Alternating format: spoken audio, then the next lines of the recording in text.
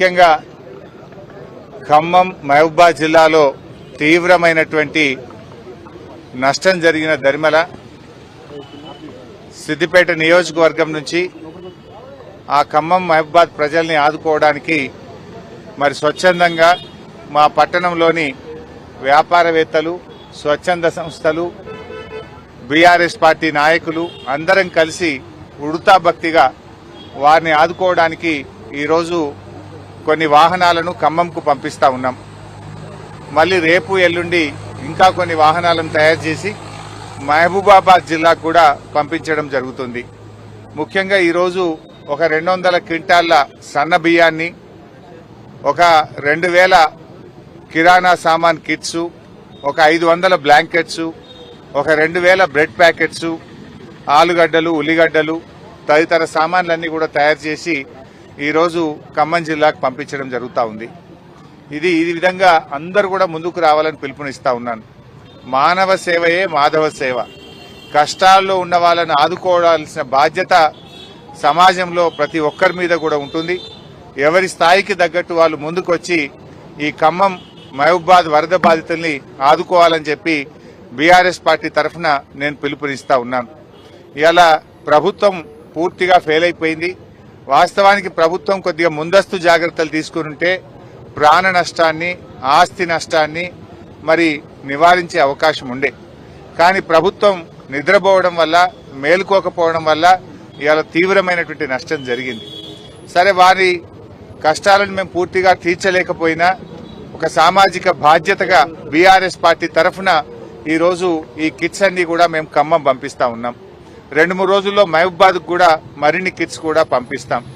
ఇప్పటికే కేసీఆర్ గారి పిలుపు మేరకు బీఆర్ఎస్ పార్టీ ఎమ్మెల్యేలు, ఎంపీలు, ఎమ్మెల్సీలు మేమందరం కూడా 1 నెల జీతాన్ని ముఖ్యమంత్రి సహాయ నిధికి ఇవ్వాలని చెప్పి కూడా మేము నిర్ణయం తీసుకున్నాం.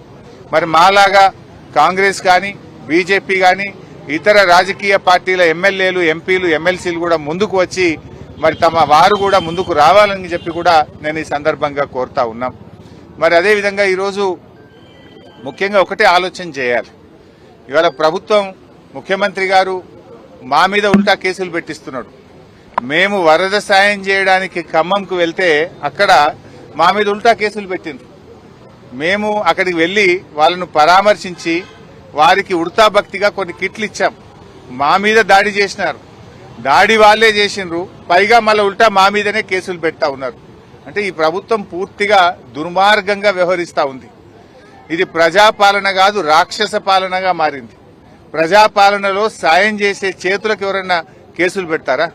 సాయం చేయడానికి వెళ్ళిన మా మీదనే అక్రమంగా కేసులు బనాయించి ఉల్టా ఈరోజు ప్రభుత్వం మమ్మల్ని ఇబ్బంది పెట్టే ప్రయత్నం చేస్తుంది. సరే, మీ కేసులకు మేము భయపడేది లేదు. అంతిమంగా ధర్మం, న్యాయం గెలుస్తుంది. ఖమ్మంలో దాడి చేసింది ఎవరు? నువ్వు కేసులు పెట్టింది ఎవరి మీద? దాడి చేసేది నువ్వే, ఉల్టా మా మీద కేసులు పెట్టేది నువ్వే. అంటే అధికారం ఉందని చెప్పి నీ ఇష్టారాజ్యంగా వ్యవహరిస్తా ఉన్నావు. ఇది మంచిది కాదు. దయచేసి ఇటువంటి మానుకోండి. ప్రజలు నవ్వుకుంటున్నారు. నిన్న మహిళలు కూడా అక్కడ తిట్టినారు. వాళ్ళు సాయం చేయడానికి వస్తే వాళ్ళని ఎందుకు ఇబ్బంది పెడుతున్నారని చెప్పి అక్కడ వరద బాధిత ప్రజలు, మహిళలు వాళ్ళని దుమ్మెత్తిపోసినారు. అయినా ఇంకా మీకు సిగ్గు రాలేదు. ఉల్టా ఇంకా మా మీద కేసులు పెట్టే ప్రయత్నం చేస్తున్నారు. ఇది అత్యంత హేయమైనటువంటిది. ముఖ్యమంత్రి గారు, ఏమైనా నీకు నీతి నిజాయితీ ఉంటే, నీకు పద్ధతి ఉంటే, నీది నిజంగా ప్రజాపాలన అయితే ఒకసారి రివ్యూ చేసి ఆ పిచ్చి ప్రయత్నాలు మానుకోండి, ఆ కేసులు ఉపసంహరించుకోండి. నీ తాటాకు చెప్పులకేం భయపడం. ఇది పైనుంచి మీరు ప్రేరేపించి మా మీద దాడి చేపించినారు. ఎందుకంటే మేము పోయింది సాయం చేయడానికి. అక్కడ ప్రజలు మిమ్మల్ని తిట్టిపోస్తా ఉన్నారు.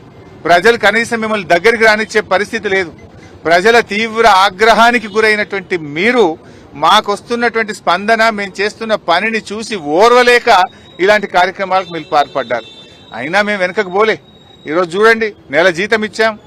లారీల కొద్ది సరుకులను ఆ ప్రాంత ప్రజలకు పంపిస్తా ఉన్నాం. ఇది మా నిజాయితీ. ఇది నిజంగా వరద బాధితులకు ఉడతా భక్తిగా మేము చేసే సహాయం. మీరు ప్రభుత్వంలో ఉండి, అధికారంలో ఉండి తాగడానికి మంచినీళ్ళు కూడా ఇవ్వలేకపోయినారు. ఒక హెలికాప్టర్ పంపించలేకపోయారు. కనీసం అన్నం పెట్టలేకపోయినారు. మీ వైఫల్యాన్ని కప్పిపుచ్చుకోవడానికి ఈ రకమైన ప్రయత్నాలు మానుకుంటే మంచిది. ఎప్పుడైనా మంచిది మంచేనండి. తప్పు జరిగితే ఒప్పుకొని దాన్ని సరి చేసుకోండి. కానీ ఈ రకంగా చేయడం మంచిది కాదు. ఇవాళ కూడా మేము పత్రికల్లో ప్రముఖ పత్రికలు అన్నింటిలో కూడా చూసాం. అసలు మేము ఎట్లా బతకాలి అని వాళ్ళు ఏడుస్తున్నారు. 10,000 ఏ మూలకు సరిపోవంటున్నారు. కట్టు బట్టలు తప్ప ఏం మిగల్లేదంటున్నారు. ఎవరి ఇల్లు అయితే పూర్తిగా నీటలో మునిగిపోయినాయో, బట్టలు తప్ప ఏమి లేని పరిస్థితి ఉందో, కనీసం వారికి ఒక్కొక్క ఇంటికి ఒక 2 లక్షల రూపాయలు ఇచ్చి ఆ కుటుంబాలను నిలబెట్టండి.